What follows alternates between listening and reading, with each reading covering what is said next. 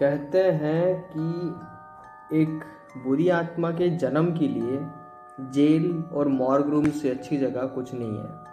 Hey everyone, welcome back to another episode. अगर sleep paralysis का video आपने नहीं देखा है, प्लीज़ डू चेक आउट। ऊपर आई बटन पे है, नीचे डिस्क्रिप्शन पे है। Let's start the video. Morgue room, thumbnail से आपको पता चल गया होगा।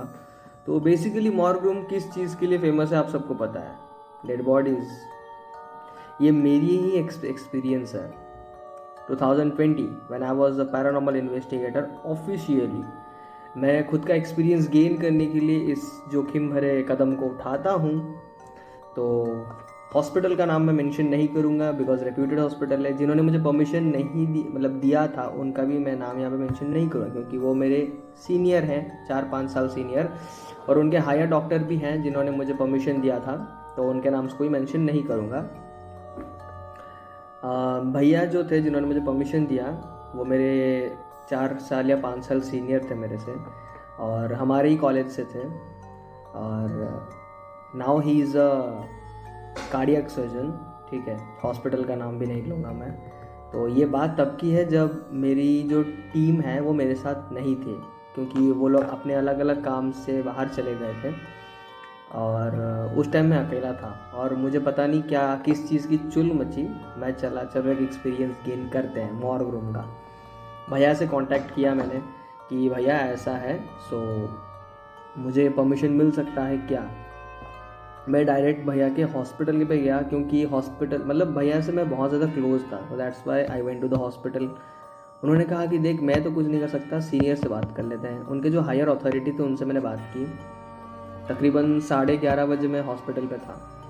तो बात करते करते 12 साढ़े 12 तक हो गया था। तो उन्होंने मुझे एक चीज़ कहा एंड और अच्छी बात यह है कि वो बहुत ज़्यादा स्पिरिचुअल थे और उनको इन सब चीज़ें पता है कि मॉर्ग रूम में ऐसी कुछ चीज़ें भी होती है, पैरानॉर्मल घटनाएं मॉर्ग रूम में होती है।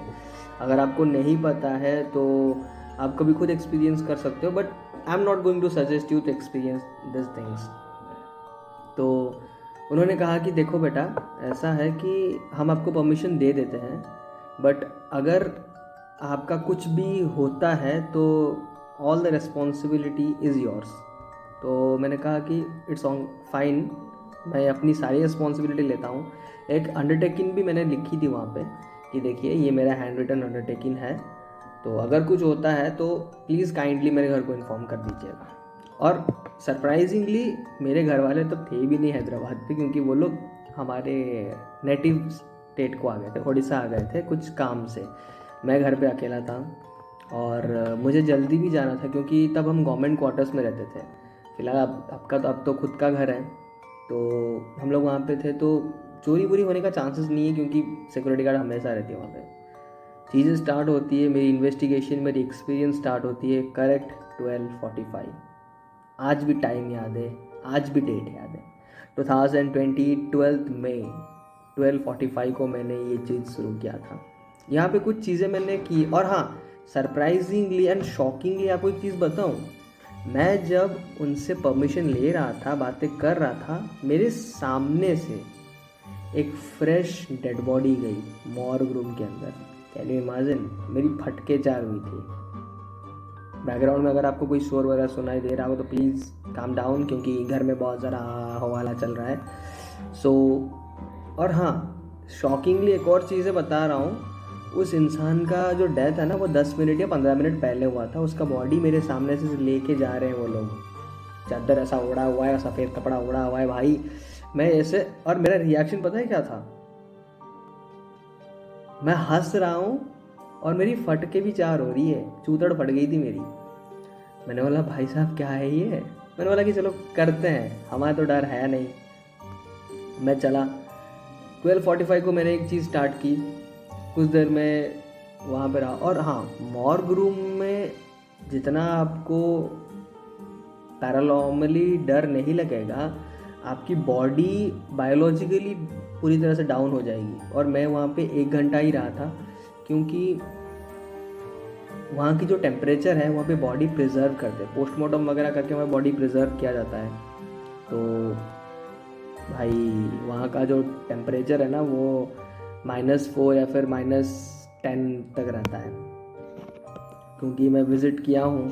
तो आपकी वो पैरानॉर्मल छोड़ दो, बायोलॉजिकली आपकी बॉडी साथ नहीं देगी आपको। आप अगर 1-2 घंटा रहोगे ना, आप पूरा वहीं पे कुल्फ़ी जम जाएगी आपकी।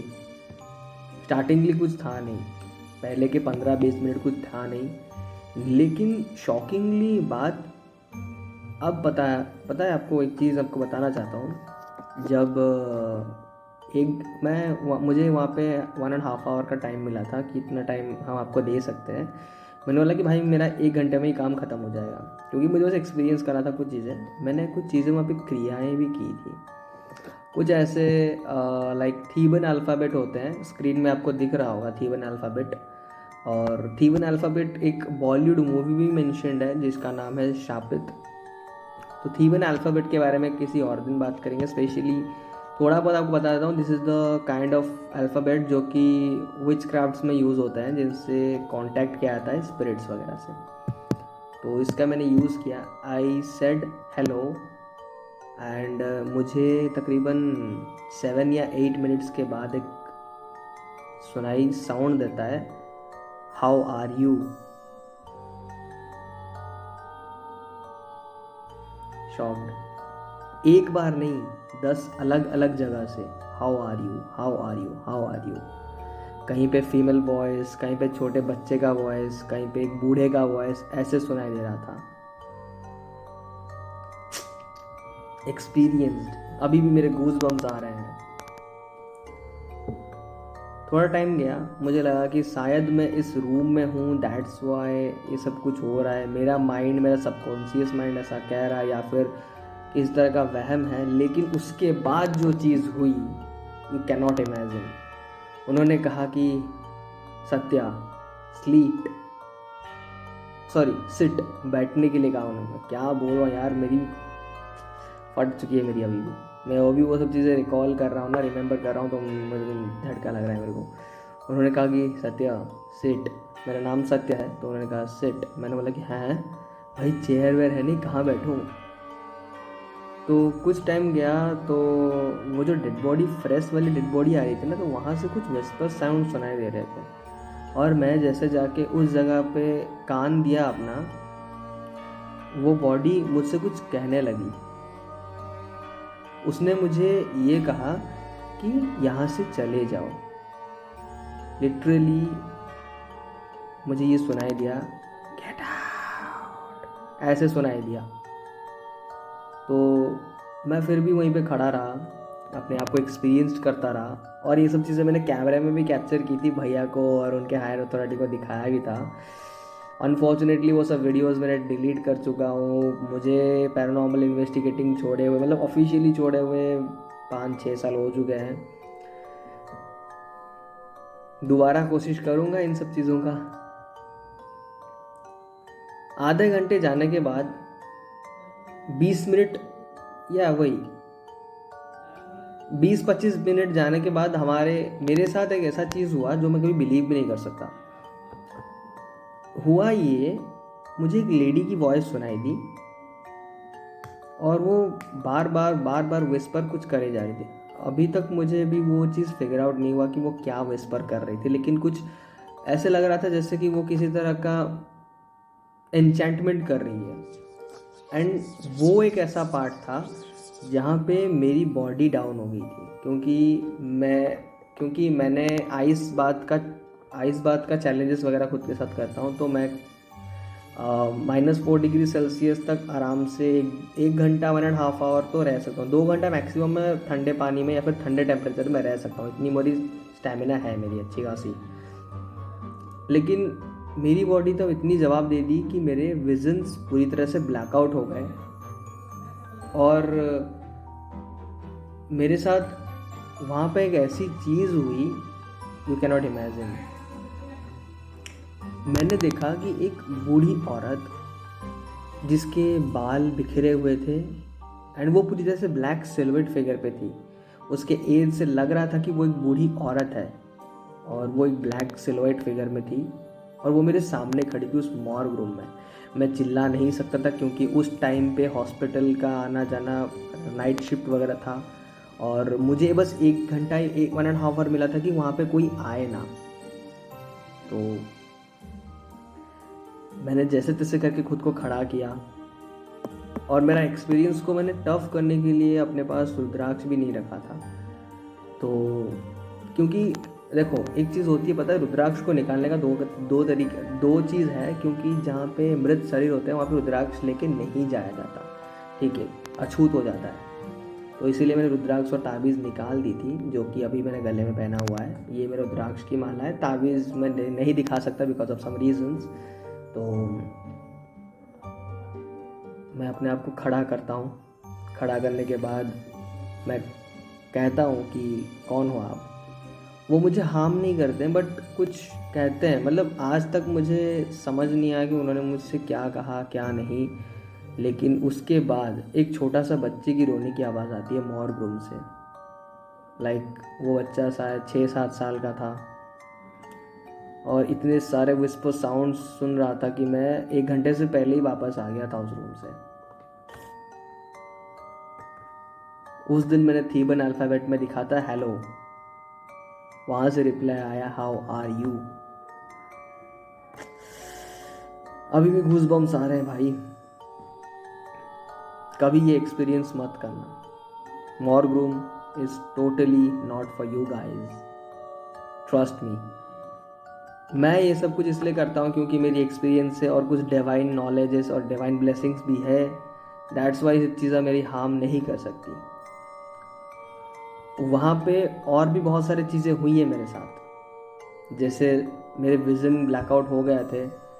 ऐसे लगा जिसने मेरे पैर को कस के पकड़ा है और मुझे खींच के एक जगह पे ले आया, और वो जिस जगह पे लेके आया वहाँ पे एक मॉर्ग रूम में एक डेड बॉडी थी। जैसे मैंने उसको निकाला, उस डेड बॉडी के पास जैसे मैंने अपना कान रखा, वो कुछ विस्पर कर रहा था, और वहाँ से सब लोग वहीं से मुझे मतलब कॉन्टीन्यूसली एक ही चीज़ सुनाई देता, get out get out get out get out, चले जाओ चले जाओ चले जाओ। मतलब मुझे बोल रहे थे कि तुम चले जाओ यहाँ से। शायद वो अच्छी आत्माएं होंगी जो मुझसे कांटेक्ट करके ये कह रही होंगी कि यहाँ पे कुछ इविल एनर्जीज हैं जो तुम्हें शायद कैप्चर कर सकते हैं। दैट्स वाई वो मुझे दिखाई दिए और मुझे कहे कि चले जाओ यहाँ से। ये था मेरा एक्सपीरियंस। हाँ, कैमरा में उनको कैप्चर नहीं कर पाया, लेकिन कैमरा में बहुत अनयूजुअल एक्टिविटीज़ हुई थी, जैसे कि वहाँ के जो टूल्स है वो गिर जाना, या फिर चादर का उड़ के कहीं और चले जाना। ये सब चीज़ें कैमरा पे रिकॉर्ड हुआ था। कैमरा में कुछ विस्पर साउंड्स भी सुनाए गए थे जो कैप्चर हो गया था, जिसमें क्लियरली गेट आउट मेंशन था, गेट आउट ये मेंशन था। मुझे आज भी वो विजन्स अभी भी याद आ रहे हैं जब मैंने उन सब चीज़ों को देखा था। This was my experience of the morgue room. कभी भी ये सब चीज़ें आप कहीं पर भी प्लीज़ काइंडली मत करिए, क्योंकि ये आपके लाइफ को शायद चोट पहुंचा सकती है। So that's it for today guys, hope you like this video. मेरे बहुत सारे एक्सपीरियंसेस हैं जो मैं आपके साथ शेयर करना चाहता हूँ, लेकिन कुछ इश्यूज़ की वजह से नहीं कर पा रहा हूँ। लेकिन जल्द ही मैं आपके पास एक और एक्सपीरियंस लेके आऊँगा, और वो एक्सपीरियंस सबसे ख़तरनाक है मेरी लाइफ का। मेरी बेस्ट फ्रेंड का जान जाते जाते बच गया था। ऑल थैंक्स टू गॉड कि वो बच गई। हो सके तो मैं शायद एक इन्वेस्टिगेशन वीडियो फिर से लाने वाला हूँ, मेरे गांव का नहीं, कहीं और। तो देखता हूँ क्या होता है, लेकिन तब तक के लिए do like share and subscribe to your channel. Bye, tata, love you.